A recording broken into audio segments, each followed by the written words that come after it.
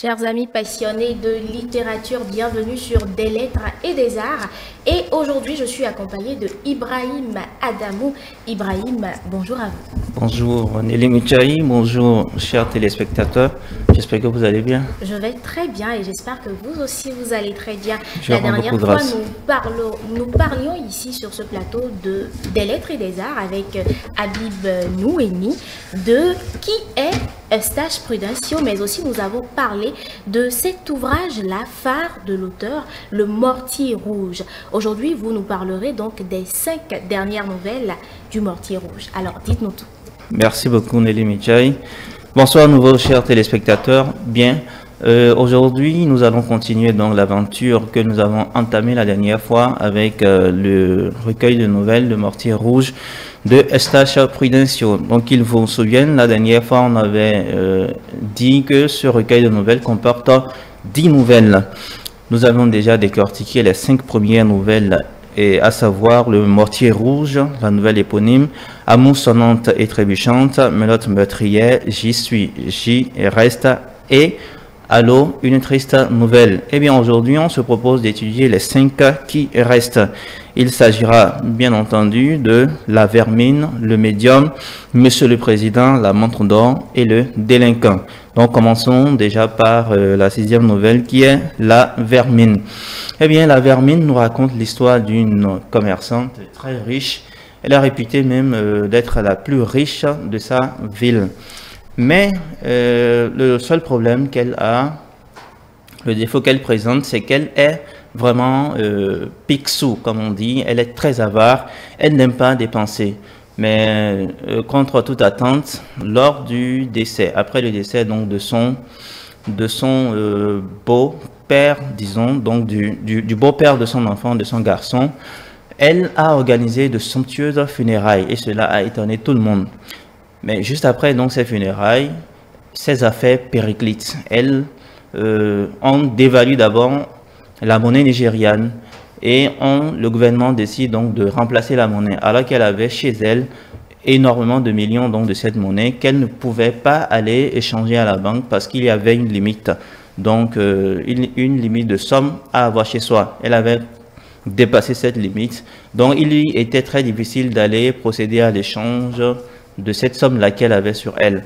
Mais son neveu quand même va l'aider à trouver un filon, le bon filon quand même pour échanger de façon non officielle, donc de façon officieuse, cette somme qu'elle avait sur elle. Et donc le neveu réussit le coup.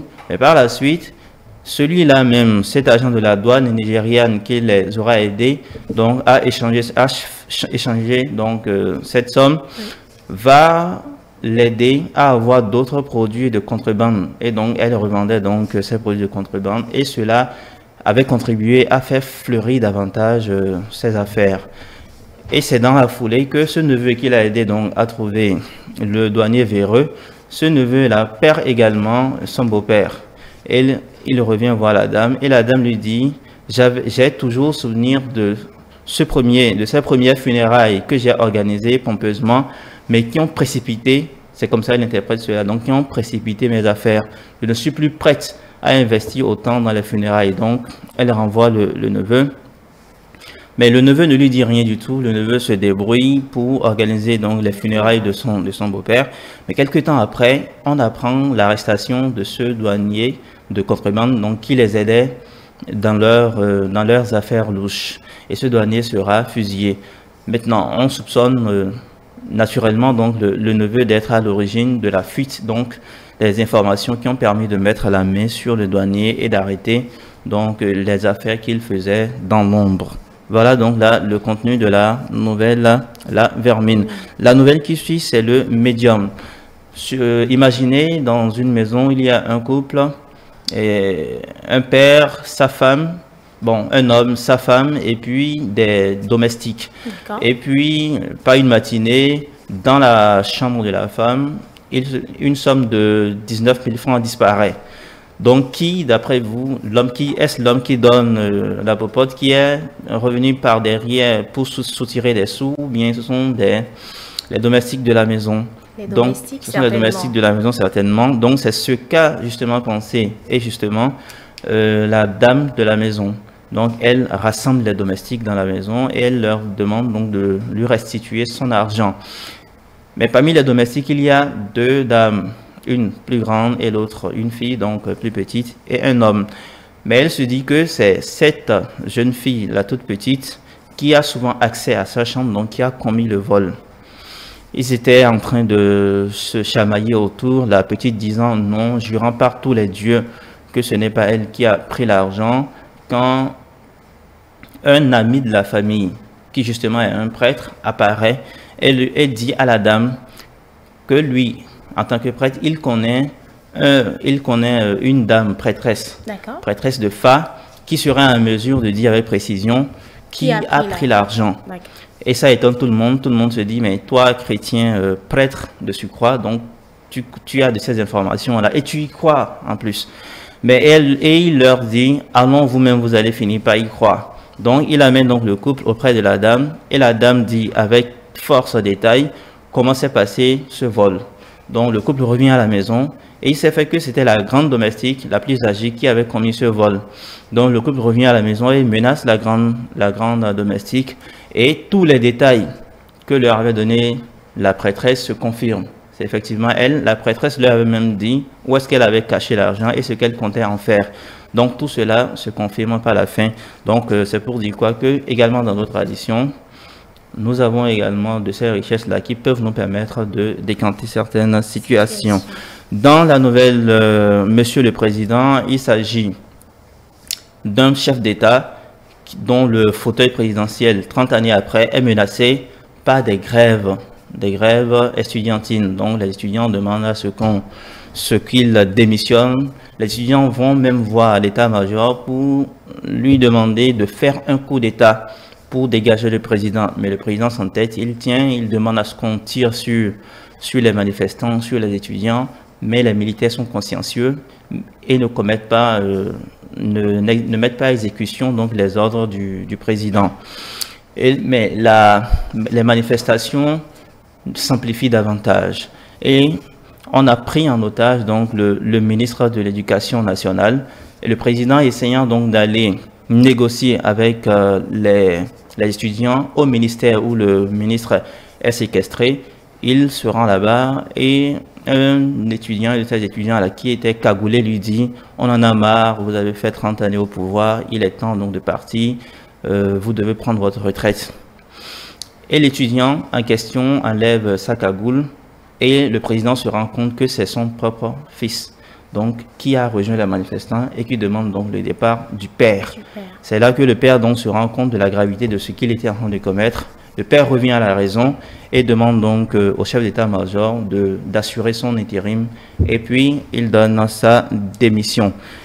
Par la suite, nous avons la nouvelle La Montre d'Or. La Montre d'Or nous relate la fin heureuse, ou la retraite heureuse d'un enseignant, d'un instituteur qui reçoit un cadeau très luxueux, donc une montre en or massif de la part d'un de ses anciens écoliers qui a réussi donc et qui se trouve aux États-Unis. Cet élève-là qui se souvient donc des sacrifices de son instituteur et qui, à la veille donc d'une nouvelle année, décide de le gratifier donc de cette montre-là. Mais ce fait qu'il reçoit la montre, il est tellement fier qu'il parade partout dans le quartier et exprès donc il demandait l'heure aux gens afin de pouvoir leur montrer sa belle montre. Et le soir, il entre à la maison après avoir rendu visite à tous ses collègues, à toutes ses connaissances, donc pour leur présenter la montre. Il rentre, il se repose et le lendemain, il met la main dans sa poche et il ne retrouve pas la montre. Panique alors. Alors il accuse tout le monde, il dit qu'il va bastonner ses enfants, les accusant donc d'avoir subtilisé sa montre. Mais il se trouve que sa petite fille vient et demande donc au pépé où est-ce que tu avais mis la montre. Et le pépé lui dit je l'avais mise dans la poche de mon pantalon. La petite fille plonge sa main dans la poche et se rend compte que la poche est trouée. Donc quand il l'avait mise, elle était sûrement tombée quelque part. Mais entre-temps, on avait fait venir un prêtre de Fa qui leur avait dit que la montre a été perdue. La montre n'a pas été volée, comme le pensait donc le pépé, mais elle a été perdue et qu'avec un peu de patience, on va la retrouver. Mais le père, il était tellement découragé, il était dans un désespoir total qu'il a renvoyé le médium et lui dit bon que c'est un escroc, il lui demande de ne plus revenir dans sa cour. Donc il sortait, ce médium-là, quand il a vu son chien en train de s'amuser avec une montre. Et c'est là, il l'appelle le pépé, il lui dit, tiens, n'est-ce pas là la montre que j'avais perdue? Et le père revient à ses états, a de meilleurs sentiments et présente ses excuses à tout le monde. La dernière nouvelle, c'est le délinquant. Ici, il s'agit d'un enfant, un enfant unique qui commet quand même un délit, de braquage sur un LH et qui est arrêté. Mais il se trouve que cet enfant est issu d'une famille très noble. C'est d'une famille d'Agouda. Donc très noble, et qui ne veulent pas, cette famille-là, dont les membres de cette famille ne souhaitent pas, selon les Sacramento, ils ne souhaitent pas voir leur nom entaché. Qu'on dise qu'un Sacramento se retrouve en prison, donc cela ne fait pas honneur à leur famille. Alors là, ils se regroupent. Il s'est fait qu'entre-temps, d'abord, le père avait renié son fils parce qu'il avait divorcé donc avec sa mère, et sa mère partant l'avait amené avec elle, et sa mère l'avait monté contre le père. Il ne venait plus voir le père, il s'est marié sans informer le père. C'est uniquement quand on l'a arrêté que la famille a finalement eu de ces nouvelles. Donc les autres membres de la famille viennent demander au père d'aller intercéder en sa faveur, et le père dit non, que lui, descendant d'une si fière famille, ne peut pas aller s'agenouiller devant donc la gendarmerie auprès des gendarmes pour supplier la libération de son fils, qui d'ailleurs est un délinquant. Mais ses frères et sœurs ne l'ont pas entendu de cette oreille et sont allés au commissariat à la gendarmerie donc pour intercéder en faveur de l'enfant. Et là, l'oncle découvre qu'il avait agressé une de ses anciennes connaissances qui apparaît déjà. Donc, et l'oncle lui demande donc de bien vouloir excuser son neveu. Et cette connaissance-là lui dit, tiens, tu m'avais rendu service il y a de cela quelques années quand tu étais encore en fonction, donc cette faveur que tu me demandes, je ne peux pas te la refuser. Et là, il ne signe plus donc la déposition et on libère le garçon, libère l'enfant. L'enfant revient alors à la maison. Et c'est à ce moment qu'il apprend à son père pour la raison pour laquelle il ne venait plus lui rendre visite. Donc c'était à cause de la jalousie maladive, pathologique donc de son ex-femme, qui lui disait que sa nouvelle femme est une sorcière et que s'il continue d'aller à la maison, qu'il va l'ensorceler, qu'il va en finir avec lui. Donc voici donc là le contenu de ces 5 dernières nouvelles du recueil Le Mortier Rouge. Merci beaucoup à vous, Ibrahim Adamo, merci pour cette très belle présentation. Alors dites-nous, quels sont les personnages clés à retenir? Bien, déjà au niveau des personnages, on peut voir très rapidement, quand on prend tout le recueil de nouvelles, que ce sont des personnages qui sont surtout des figures de la famille, à savoir le père, donc nous avons la mère et nous avons l'enfant. Par la suite, nous avons les figures sociales qui sont le prêtre catholique, le prêtre de Fa également, qui sont également l'agent de sécurité. Donc, ce sont là les principales catégories donc, de personnages que nous avons dans le recueil de nouvelles. Et chaque personnage, que ce soit l'enfant, joue un rôle qui puisse donner quand même une leçon au lecteur,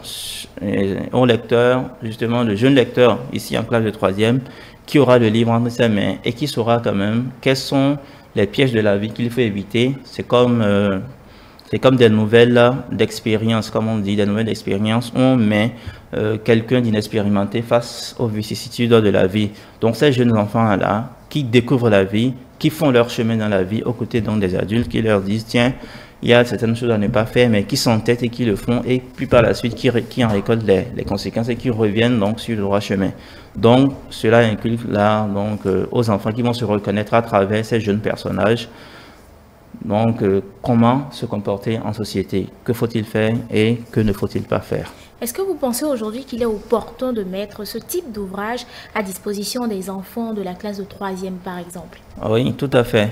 Parce que c'est un ouvrage qui est très didactique, c'est un ouvrage qui enseigne aussi bien les bonnes manières, qui enseigne le respect, qui ouvre les yeux donc à ces jeunes de la classe de 3e, qui leur ouvre les yeux sur certaines réalités qu'ils ignorent ou bien qu'ils connaissent mal.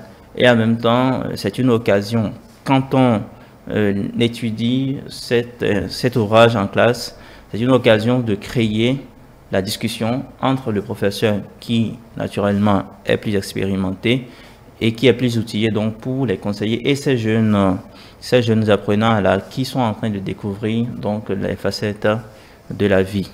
Effectivement, Ibrahim Adamou, merci à vous. Vous cédez donc votre place à Sonia Djakba et Maurice Nantondi pour la toute dernière rubrique de cette émission. Il s'agit bel et bien de Kiff numérique et ce sera juste après cette courte pause musicale.